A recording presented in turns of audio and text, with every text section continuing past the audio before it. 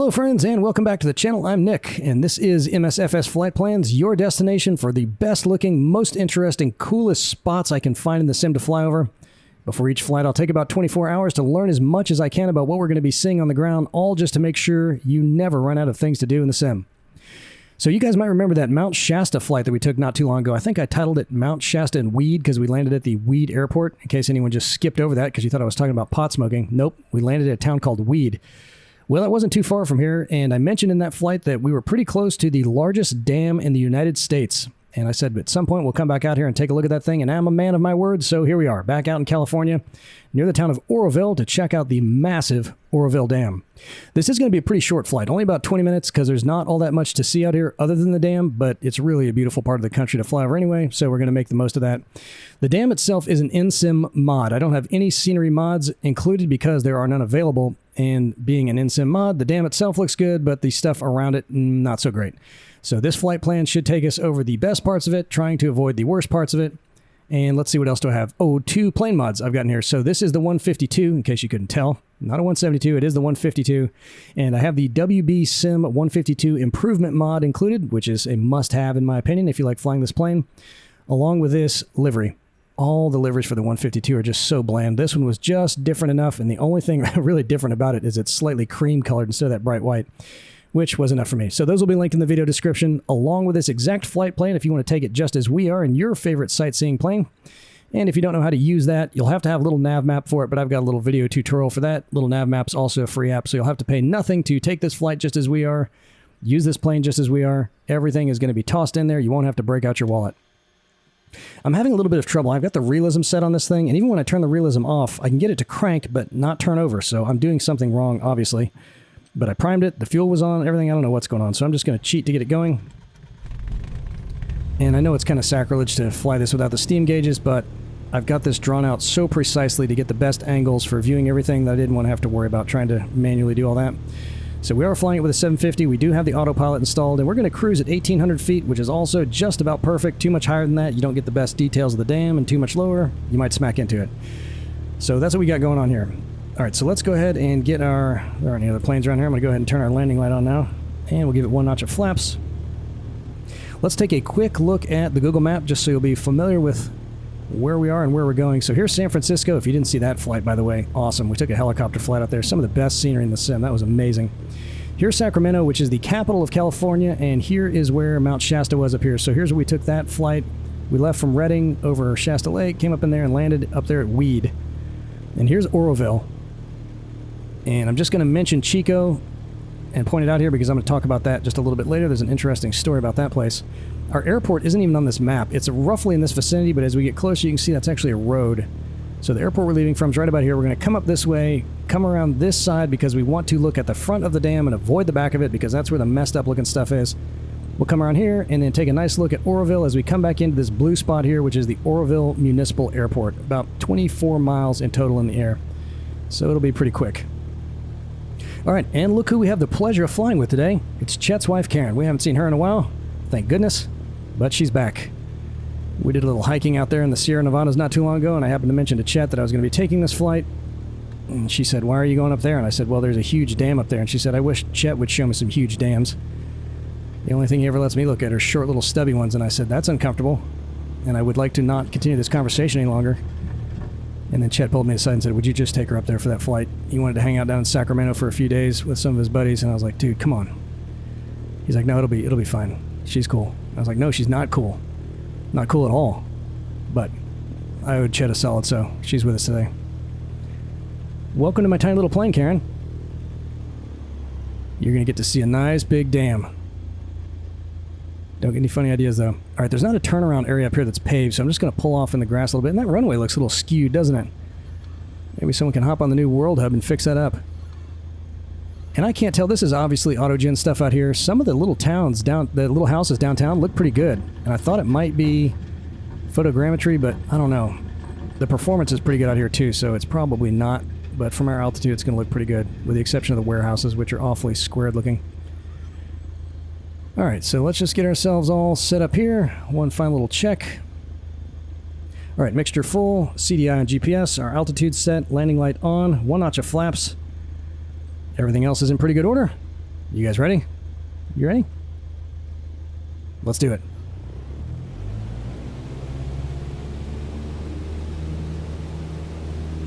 This is the Popcorn Cloud setting once again from AccuSeason, and man, I am just loving their presets. It's so nice to not have to fiddle around with it to get it just right.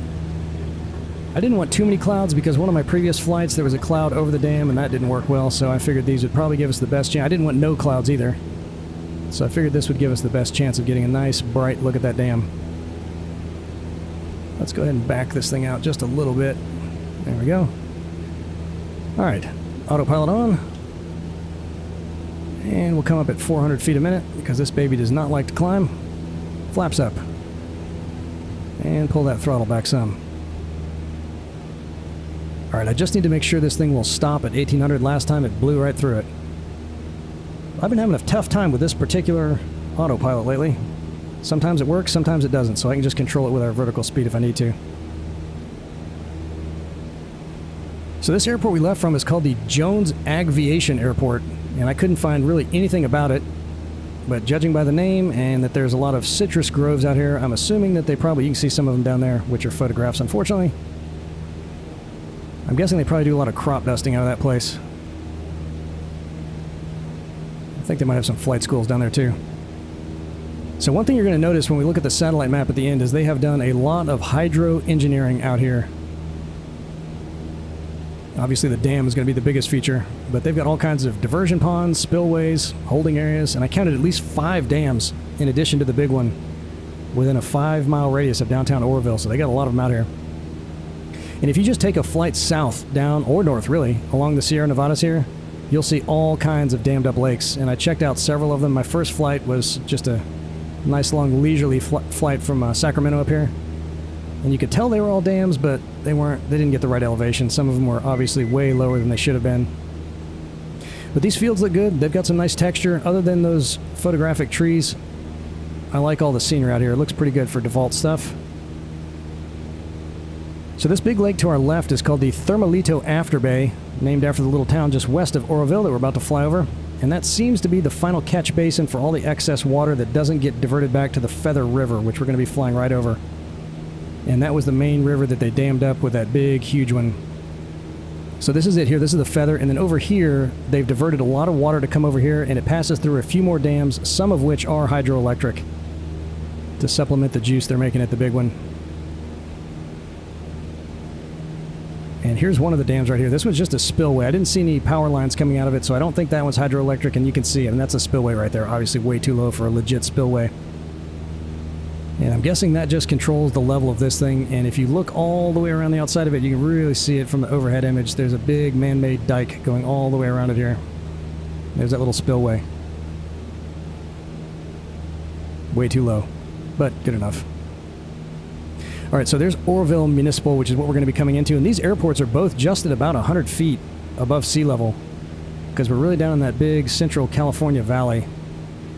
I was a little bit surprised to see that because we're about 100 miles from the coast out here, but it's just kind of tucked down between those mountains. And this big dirt area out here is, well, what was called a recreational vehicular area. And it looks like they got a bunch of little tracks and stuff going out there. You can drive your four-wheelers and dirt bikes. Probably a pretty good time. And even though this area is a little bit too new and too remote for any old forts, they did have a big shooting range down here, a really long range one, and you could even see the berms on the satellite map. We'll see if we can spot them up here.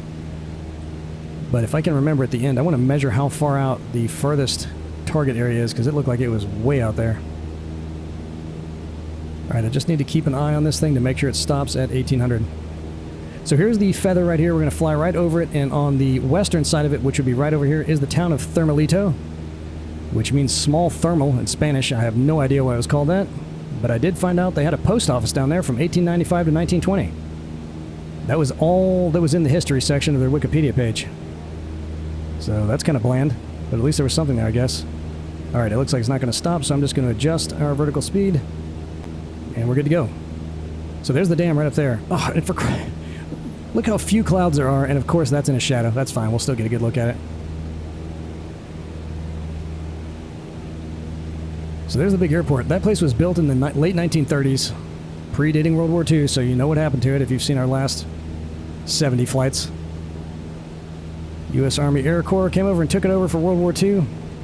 And they said that Chuck Yeager's fighter squadron was training down there. I don't know if he was training down there, but the squadron he was a part of was stationed out there. And they said they had a big skeet range out here, which is maybe what that... okay, so here's the where you would set up the lanes for your shooting. And then the furthest berm is right about here, and it looked to be about at least 1,000 feet. So we'll check that out at the end, just see how far it goes. And man, I would not want to be driving on that road. I hope they have that thing gated off.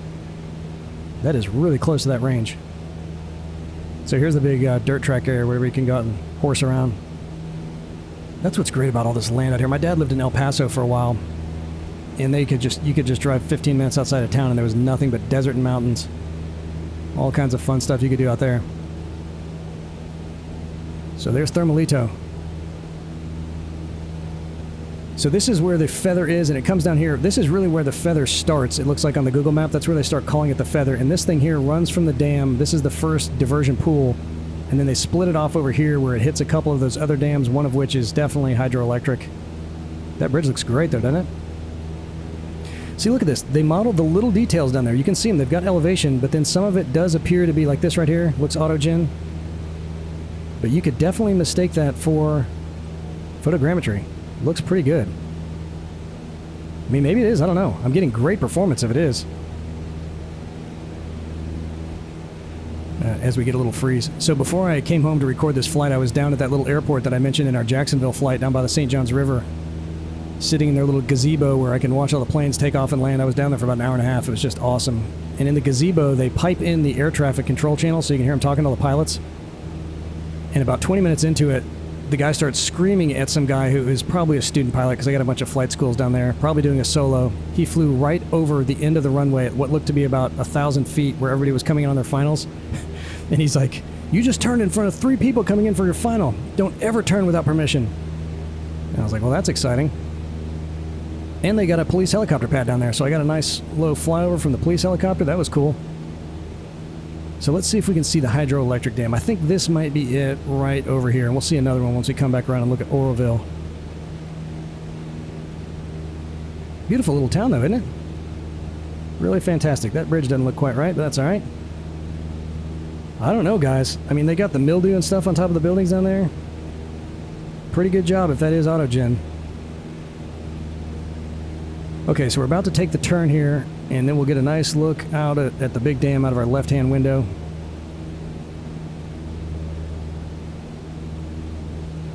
So again, that is the largest in the U.S., not the largest in North America. I thought it might be, but there's one that's bigger in Canada and another one down in Mexico, so we'll have to go check those out too.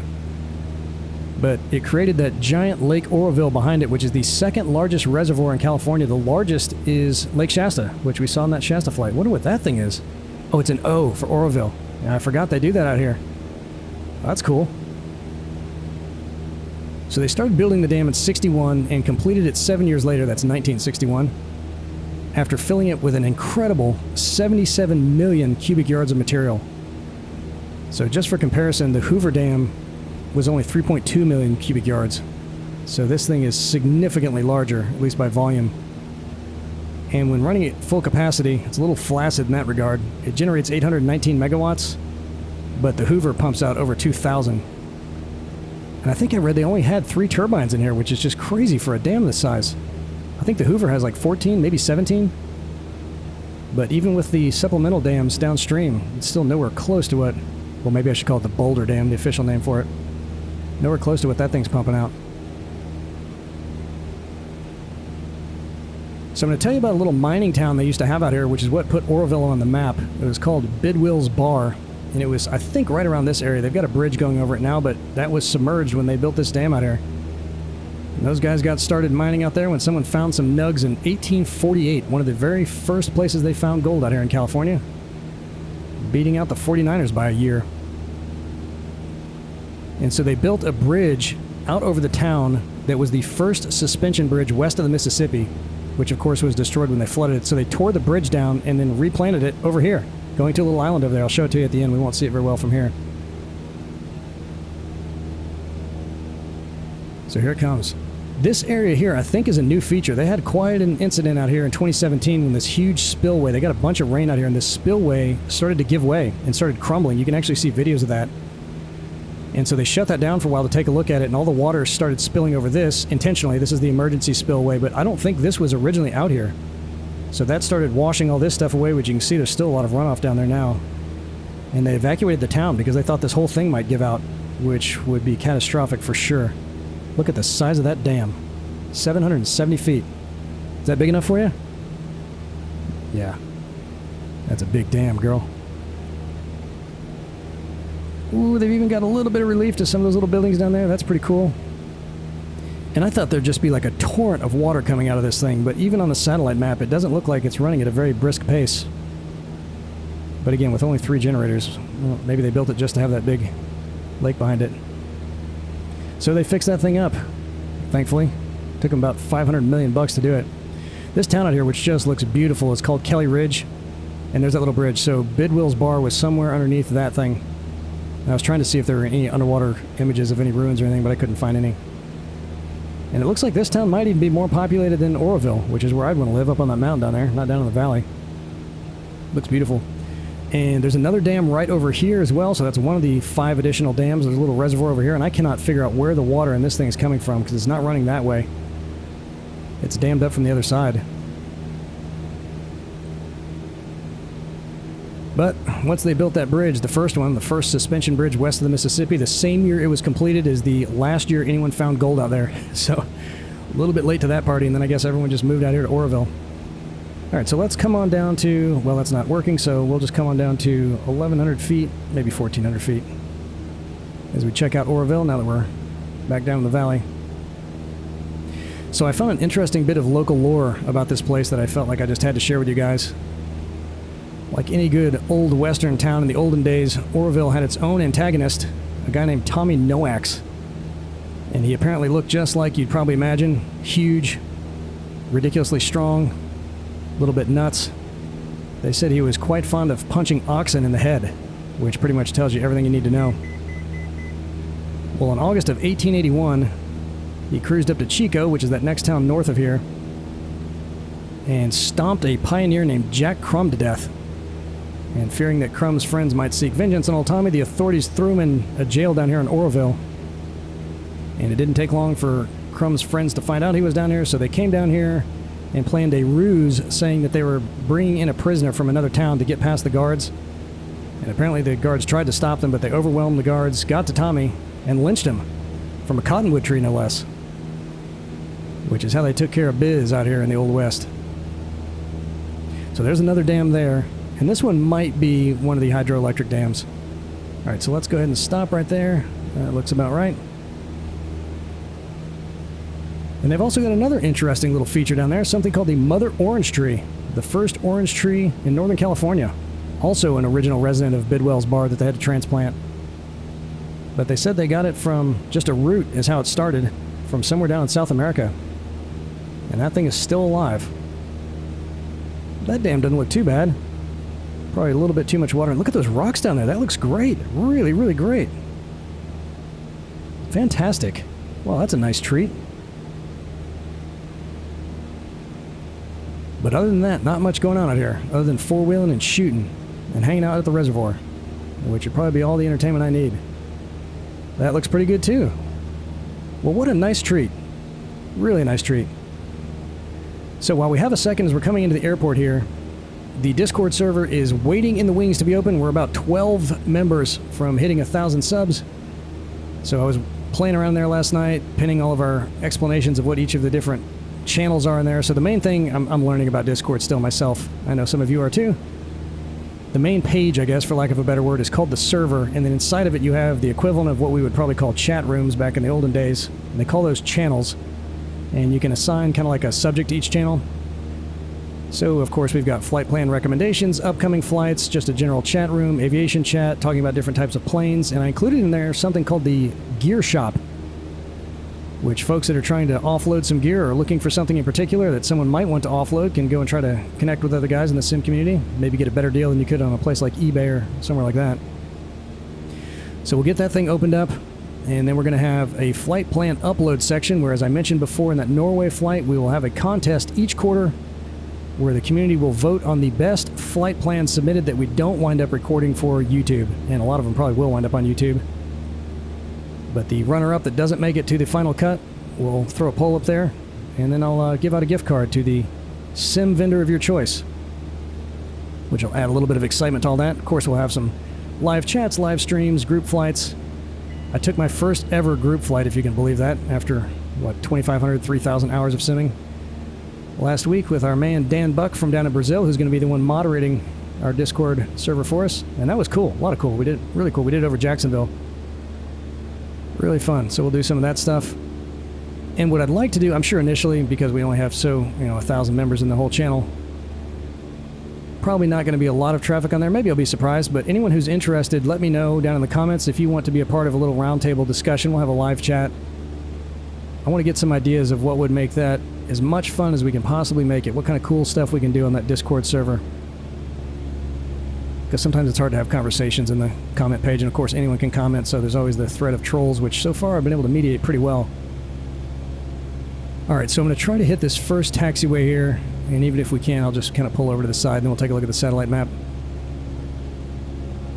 I'm thinking about doing a little tutorial for Discord. When I first got on there, I was like, what is this? Totally foreign to me. But once I played around there a little bit, it's very, very simple to use, but I don't want anyone to get scared off if you haven't been in there before. I know most of you guys are around my age. Probably not doing a lot of stuff on Discord, but now that I'm into it, it's really cool. Alright, we don't even have any flaps out yet, so let's go ahead and get that first notch out. Go ahead and cut the throttle. I don't even know if that is another taxiway down there. Not the one at the threshold, but that next one. Kind of looks like a taxiway. Some more flaps.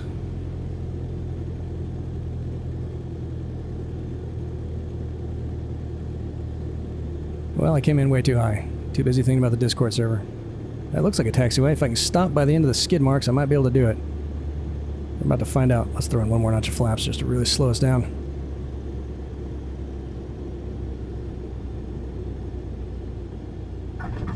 And brake. Are we going to hit it? I think we are. Well, I don't see a taxiway. We're going to make one for ourselves then. Well, they got a sign for it, so that's what we're going to do. Alright, so we're just going to hang out right here because I'm not going to drive all the way back to the airport. It looks to be pretty far away. Okay, so shutter down, parking brake on, flaps up. Do you enjoy that? I can actually smell your makeup. Not like perfume, but like whatever goes on the bottom, the base layer, the primer. It's very strong. I'm sure chat really enjoys that. Let's go ahead and vent this thing out. Alright, so let's take a look at a little NavMap here. Alright, so there's where we left from, and there is Jones Agviation. What a clever name.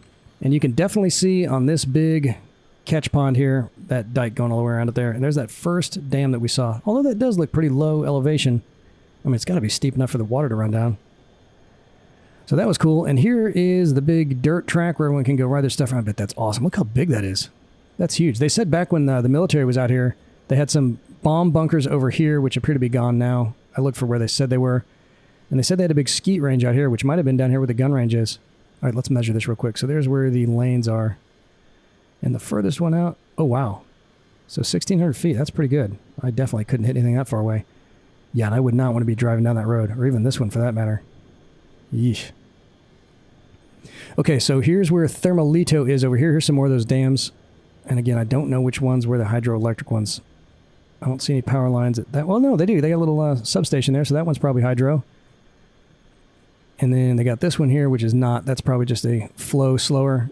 And this one might be, although I don't see a substation next to that one unless that's it. But you can see where they kind of diverted it off here to go into that big pond over there. All right, so here's Oroville here. Not all that much going on except for the mother orange tree. That's it right there under the bookmark. Almost brings a tear to my eye just thinking about it. First one in California. Amazing. All right, so let's see if we can see that big O out here too. Where was that thing? Is that it? Nope. Well, we saw in the sim, and that's all that matters. Oh, there it is. There it is right there. Look at that. That's awesome. Okay, so then we came around the dam over here, and I think they built this thing up after all that stuff washed away, so I think this was kind of to help reinforce this. So if you look at videos of it, when they shut this thing down, all the water, intentionally by design, went over this area here. It completely covered the parking lots and everything. It was just running down here until they got that thing fixed up. But look at the size of this dam. Unbelievable. And again, you would think there would just be like a torrent of water coming out here. I mean, it looks like it's moving pretty quick, but for a dam that size, you'd think it would just be blasting out of there. But it doesn't appear to be. So here's where Bidwell's bar was, I think. They said it was underneath the bridge they built out here. And that water level looks a little low, doesn't it? But look at all these boats they got. Look at that. Holy smokes. And it looks like no one's actually out using the reservoir. They're all just jammed in there. And then here's where the old suspension bridge was. So they moved it over here, which is up in the air now because the water level's too low. But that's it. That's the original one. First suspension bridge west of the Mississippi. And this is that curious reservoir over here. You can see it's dammed up behind it, but I don't see how the water's getting into it unless this is coming, maybe just an overflow area from another part of the dam coming through these things. I don't know. Very curious. And that was about it. Came back over Oroville. Not much to see going on down there, but that's a nice little flight you can just squeeze in real quick if you're looking for something fun to do. And now we can check off the largest dam in the United States. So unless that Discord server opens up in the next couple days and someone makes a recommendation for us to check out another spot, I'm still wanting to get out to Lisbon, Portugal. That's pretty cool. There's a lot of stuff out there. There's some spots along the coast of Spain that look really, really good. So maybe we'll hit that area. But we've been in the U.S. a lot. So, or maybe we'll go check out the other big dams in Canada and Mexico. Who knows? But that's it, guys. Had an absolute blast. Can't wait to see y'all again in the skies. Later.